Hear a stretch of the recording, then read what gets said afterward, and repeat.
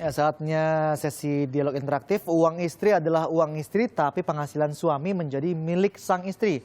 Nah, ini slogan yang dianut banyak pasangan, tapi sebenarnya tidak gampang mengatur uang bersama pasangan. Makanya Prita Gozi hadir di sini untuk membantu menjawab pertanyaan Anda.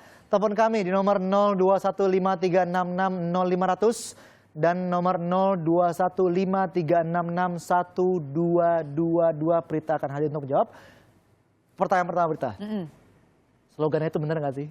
Maksudnya secara keuangan, uang istri, uang suami, uang istri juga. Ini secara keuangan benar nggak nih?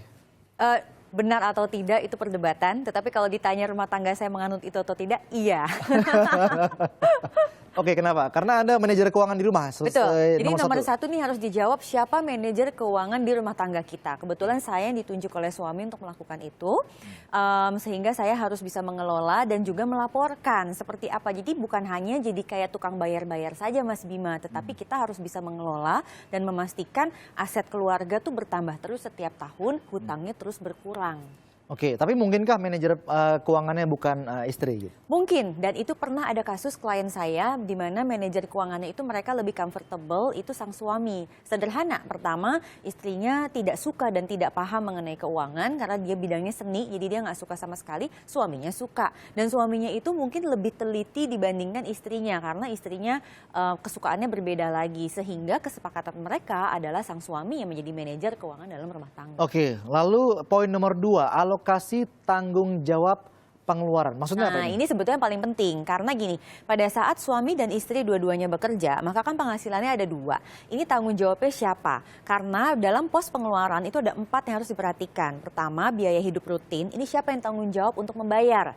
Apakah suami, apakah istri, atau keduanya? Gantian begitu ya? Bukan gantian, digabung penghasilannya. Nah, kemudian yang kedua itu cicilan. Cicilan ini siapa juga yang tanggung jawab? Suami atau istri atau keduanya. Lalu yang ketiga itu adalah pengeluaran untuk anak. Kalau sudah punya anak, dan yang terakhir adalah hiburan. Dalam rumah tangga itu kasusnya bisa berbeda-beda. Ada rumah tangga yang memang cicilan tuh istrinya yang tanggung, tapi biaya hidup yang lainnya adalah suaminya. Kemudian investasi misalnya hanya dari gaji istri, gaji suami semuanya adalah untuk biaya hidup dan cicilan. Oke, saya ingatkan lagi kepada pemirsa yang mau bertelepon dan bertanya ke Prita, bagaimana caranya mengatur keuangan bersama pasangan? 021536600500 dan 0215366122. Ayo, mumpung Prita di sini untuk menjawab pertanyaan Anda.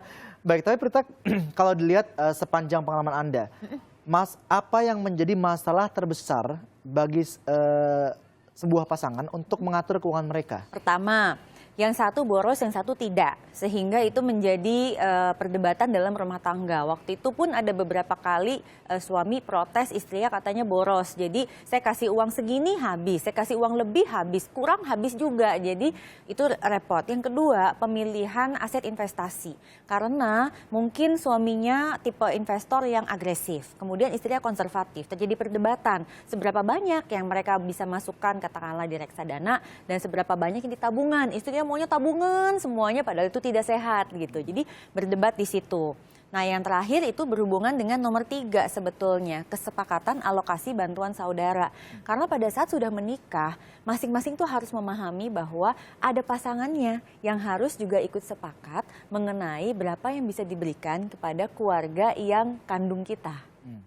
Bijakkah misalnya kalau salah satu menyimpan rahasia, misalnya dia buka rekening tapi nggak bilang-bilang untuk apa, di mana dan tujuannya gitu? Ya, sebetulnya itu kurang bijak karena memang penelitiannya juga ada Mas Bima yang mengatakan bahwa sumber pertengkaran dalam rumah tangga itu 70% disebabkan masalah keuangan. 70%? 70%. Oke. Jadi 30% ya hal-hal lainnya lah, tapi 70% itu ternyata masalah uang. Macam-macam, bisa uangnya kurang, bisa yang satu mau kasih ke keluarga, yang satu enggak. Merasa bahwa kan suku bangsa di Indonesia ini banyak sekali. Ada yang mungkin dia ikut menanggung sepupu dan lain-lain gitu. Sedangkan untuk pasangannya bilang itu bukan tanggung jawab kita gitu. Nah, itu bisa menjadi perdebatan yang luar biasa juga. Baik, sebelum kita masuk ke nomor 4 ada penelpon, ada Shirley dari Bekasi. Selamat siang Shirley. Silakan pertanyaannya ke Prita. Halo, selamat siang. Siang. Saya mau menanyakan tentang masalah hutang nih, hutang rumah tangga. Boleh Oke, nggak? boleh. Iya, ini kan saya kan suami yang bekerja. Sementara hutang itu udah di luar gaji gitu. Itu gimana ya mengalokasinya supaya utang tuh tertutup dengan gaji segini gitu. Jadi Karena maksudnya gajinya- cicilannya lebih tinggi daripada jumlah gaji? Iya betul. Nah Oke. sementara saya ini lagi merintis juga usaha gitu, tapi belum bisa menjanjikan untuk membayar cicilan itu gitu. Nah, mohon maaf, utangnya utang apa, Mbak? Seperti KTA, kartu kredit kayak gitu. Oke, baik, baik. Ini sebenarnya termasuk yang sudah cukup gawat ya kalau sudah lewat dari gaji ya total Ya, utangnya. jadi memang sebetulnya idealnya utang itu hanya 30% dari penghasilan kita atau gaji. Jadi kalau gajinya 10, maka bayar utang maksimal 3. Nah sekarang kalau sudah ternyata di atas itu, berarti kan utangnya ini mesti dipotong dengan barang yang kita punya, Mas Bima. Sederhana, waktu kita beli barang itu berarti kita belum mampu sebetulnya. Nah masalahnya tadi kan juga diinfokan bahwa jenis utang kebetulan tidak ada agunan. Ya. Jadi mau tidak mau memang harus melihat apa yang ada di rumah tangga, misalnya motor.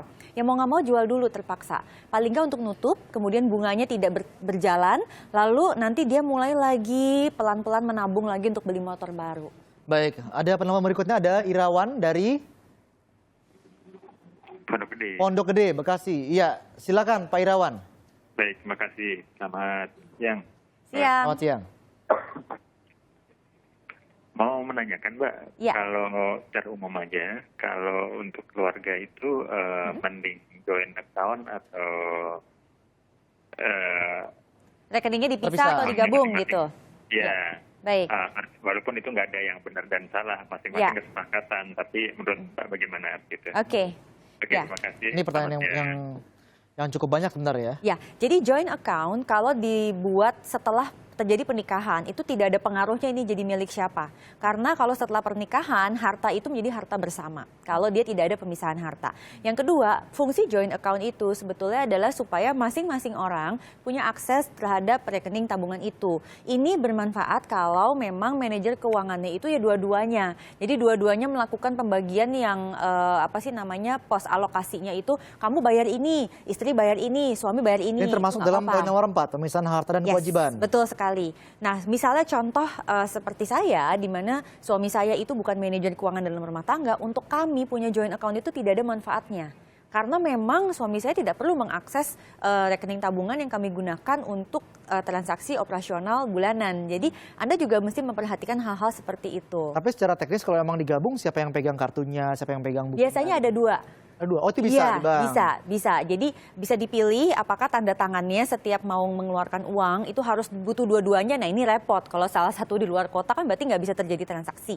Kalau misalnya alternatif lain adalah OR. Kalau OR itu berarti salah satu boleh menandatangani untuk transaksi tersebut. Ibu Ayu di Sidoarjo, penelpon kami berikutnya. Selamat siang Ibu Ayu, silakan pertanyaannya. Iya, selamat siang Mas. Selamat siang. Iya, kebetulan yang saya tanyakan di sini kan kalau dua-duanya ini kerja ya, Iya. apakah untuk suami itu boleh tahu penghasilan istrinya satu gitu ya? Iya. Kemudian yang kedua, Hmm? untuk alokasi masing-masing tanggung jawab Iya. itu lebih efisien itu tanggung jawab itu lebih seumpama dua-duanya bekerja ya. Iya. Itu efisiennya lebih condong ke istrinya atau ke suaminya. Baik. Untuk kesepakatan yang untuk apa ini? Manajer keuangan di Ya. rumah tangga itu ya. Baik Ibu. Baik, terima kasih Ibu Ayu. Ya, jadi pertanyaan pertama itu adalah apakah suami boleh mengetahui penghasilan istri? Sebuah keuangan rumah tangga yang ideal sebetulnya masing-masing mengetahui jumlah penghasilan dari setiap pasangannya. Itu kalau yang paling ideal, Mas Bima. Nah, peringkat kedua itu adalah yang mungkin dia memberitahu jumlah yang harus dia berikan setiap bulannya ke rumah tangga. Mungkin bonus-bonusnya tidak, terserah. Tapi jangan sampai Anda menyembunyikan utang, itu yang paling bahaya. Utang. Kenapa? Karena nanti kalau terjadi sesuatu, katakanlah terjadi kematian, Ya. kemudian pasangannya nggak tahu utangnya dia ada berapa, tiba-tiba Anda disodorkan dengan banyak utang, mau verifikasinya juga tidak bisa. Nah, pertanyaan berikutnya itu adalah alokasi seidealnya seperti apa untuk yang dua-duanya bekerja. Sebetulnya kalau kita mau mengikuti dari aturan kalau orang Muslim itu memang biasanya kan laki-laki dibandingkan perempuan. Tapi kalau untuk umum zaman modern seperti sekarang yang saya bisa lihat itu adalah siapa di antara kedua pasangan ini penghasilannya lebih besar. Sehingga kontribusi dia terhadap rumah tangga itu menjadi lebih besar juga. Maka dialah yang sebaiknya memiliki tanggung jawab yang lebih tinggi untuk mengalokasikan pengeluaran. Masalah manajer itu bisa dipilih. Kalau saya pilih orang yang lebih teliti, memang suka mencatat, dan dia mau untuk melaporkan semua yang dilakukan selama 1 bulan. Baik, terima kasih Prita tipsnya. Mohon untuk dicatat, nanti kalau kurang nanti kita akan adakan sesi lagi pada pekan depan. Terima kasih Prita Gozi, semoga bisa membantu pemirsa dalam mengatur keuangan rumah tangga ya.